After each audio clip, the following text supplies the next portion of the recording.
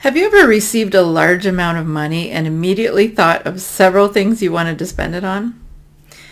Well, sometimes we have this happen to us, but if it's a significant amount of money, it's wise to take some time to carefully plan what we're going to use it for. Should we save it?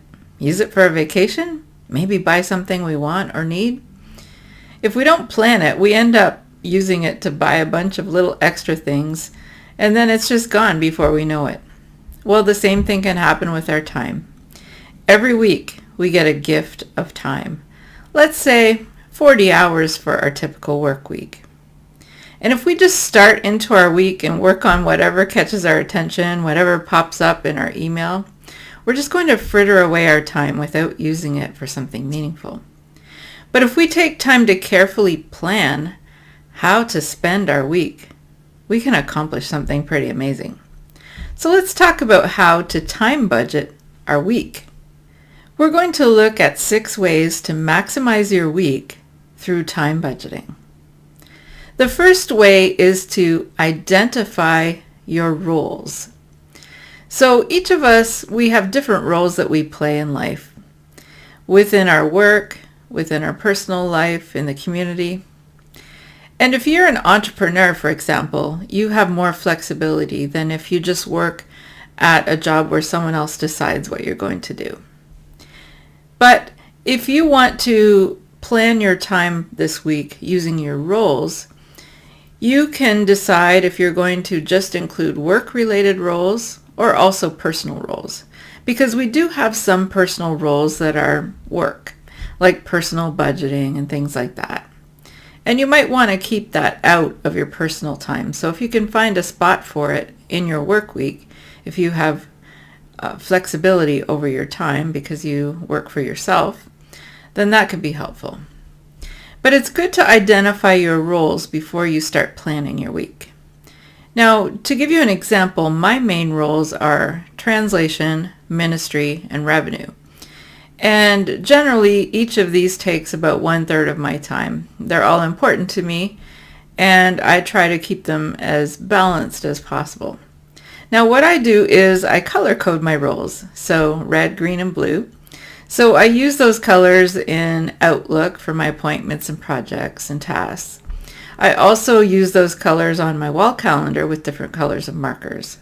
So just to give you an example of a good way to identify them and distinguish between them. And when I have personal tasks and projects, I use a yellow color code for those. Now, for an entrepreneur, some role ideas might be marketing, lead generation, accounting, reports, content creation. Or someone who's a homemaker or who has a lot of flexibility with their time, their roles might be parenting, meal preparation, volunteering, or other community work. Maybe a side hustle. So basically, you want to clearly identify your roles. Not too many, maybe 3 to 5 is a good number. And then what you want to do is kind of have an idea in your head about what percentage of your time you want to spend on each role. So for me, I want to spend about 1/3 of my time on each of my main roles. Now, you may not be in a position yet to achieve that percentage you want, to balance it the way you want, but it's something to work towards. So you might want to think about what percentage of time would I like to be spending in each role.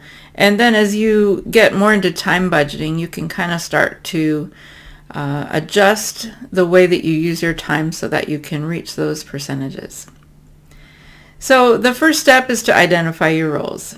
And then the second way to maximize your week is to set a weekly time budget. So basically, you're going to need to decide how many hours a day are you going to work? And then from there, how many hours a week are you going to work? Now, the typical work week is 40 hours. You don't have to use that. I wouldn't recommend going too far beyond that because you still want to have a life. But you may be able to do less than that, especially if you're getting close to retirement. And so you will also want to leave some margin, and we have some other videos that talk about that. But I like to use the guideline of 6 hours of focused work a day because that gives me time for small things. and inevitably, there are small things that have to be done. So the first way to do your weekly time budget is you need to block out what we call your fixed time expenses. And we have another video about this called Planning Your Day in the Time Budgeting 101 series.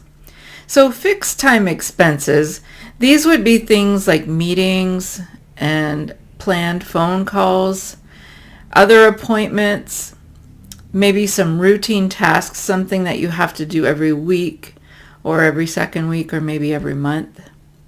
And so after you account for those, you want to know how much time is left after I account for my fixed time expenses. So if you had a 40-hour work week in mind and you add up all your meetings, phone calls, appointments, and routine tasks, and that's going to take, say, 15 hours, that would leave you 25 hours for work. But remember, we want to keep in mind that we need some margin, so we don't want to plan more than 6 hours a day. So just remember that. Now, that gives us time for what we call flexible time expenses. Now, these would be other tasks that come up that maybe aren't routine, they aren't on a schedule, and also projects that we're working at over a long period of time towards a deadline or to meet a certain goal. So, after you set your weekly time budget, the third way to maximize your time this week is to choose a theme for each day. Now, the rationale behind this is that the longer you can keep your focus on one area, the better. It's kind of hard to concentrate on projects if they're broken up by appointments and calls, and so you want to group them together if possible. Just to give you an example, if I go out and do errands in the morning, I just find it really, really hard to settle down to work in the afternoon. It just breaks up my time too much. So what you want to do is keep similar work together, kind of in the same time slot, to help you concentrate more easily. So when you're choosing a theme for each day, you might want to think about how many days do I want to spend each week for each of my roles. And so maybe you have 5 roles and you want to spend 1 day a week on each role. That would be really simple, wouldn't it? It's not always as uncomplicated as that. So there are times you might want to think about a half day or maybe 1.5 days. So especially if there's something important you want to give time to each day, you might consider spending all the mornings on one thing, one major project that you're working on. So there are many different ways that you can do this. I've tried that approach. I've also tried full days on certain roles. Sometimes I'll do 1 day a week for each of my 3 main roles, and then I'll have 2 what I call floater days for miscellaneous projects and tasks or for specific appointments. The fourth way to maximize your week is to choose your projects for the week after you've done your weekly time budget and figured out how much flexible time you have. So what you're going to need to do first is check your project deadlines. And then you need to estimate the time that is needed for each project. So the total time, and then however many weeks you have until the deadline, you could divide that up equally if you want. And then you're going to decide which project steps or phases you can fit in this week. Now you need to consider the financial principle of cash flow, and that is that you have the money in the bank at the right time to pay the bill when it's due. It's the same with our time. You will need to do a certain amount each week in order to finish a project by the deadline. And if you let all your project deadlines fall due in the same week, you're going to have a time cash flow problem. So consider the deadlines and try to stagger them. And then you'll want to batch your project tasks together by role if possible. So considering your theme days, if you chose Tuesdays for a certain role, then you would naturally want to put projects that fall in that role on Tuesdays. As you get more experience time budgeting, you're going to be able to tweak things and just find a way to make it work easier for you that's intuitive. Now the fifth way to maximize your week is to match your tasks to your energy level. So some things just take more mental energy than others. Think about how hard it is to start something new. You've never done it before. You're not sure how long it's going to take or what skills you might have to learn to complete it properly.